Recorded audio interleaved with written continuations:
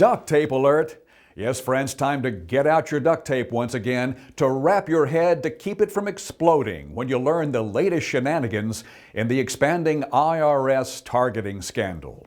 Welcome to Liberty News TV. I'm Norval Rose.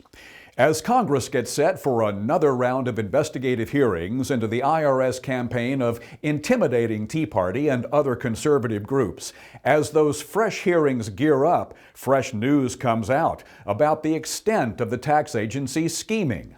Firing back at a very defensive White House that claims D.C. had no role in coordinating that campaign of intimidation, agency employees tell House investigators they believe that the targeting of conservative groups was directed by Washington.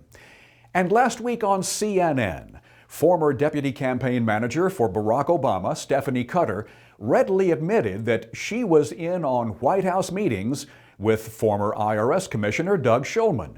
Shulman, as we've reported, visited the White House more than 150 times during the period the Tea Party groups were actively being targeted.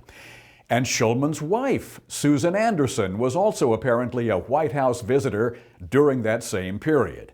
Anderson, it turns out, is a longtime liberal activist, former Barack Obama campaign worker, and active participant in Occupy Wall Street, which many believe was the left's answer to the Tea Party movement.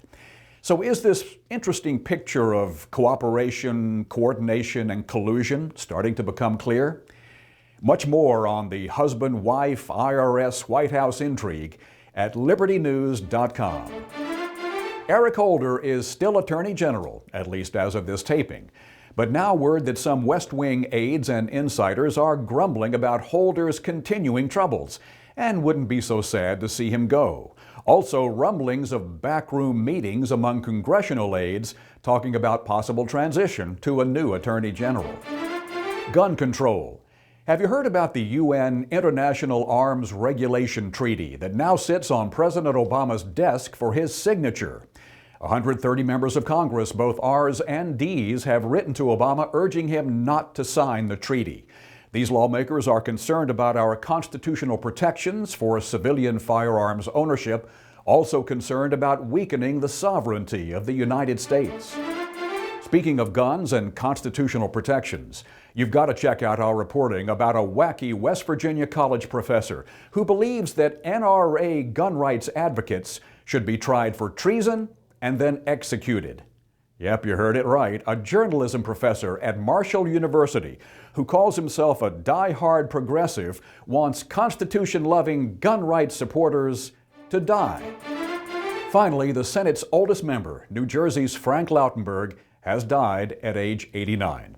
New Jersey Governor Chris Christie expected to appoint a Republican to fill the late Democrat Senate seat. And that's Liberty News TV for today. I'm Norval Rose. Thanks so much for joining us, and we do look forward to seeing you right here next time.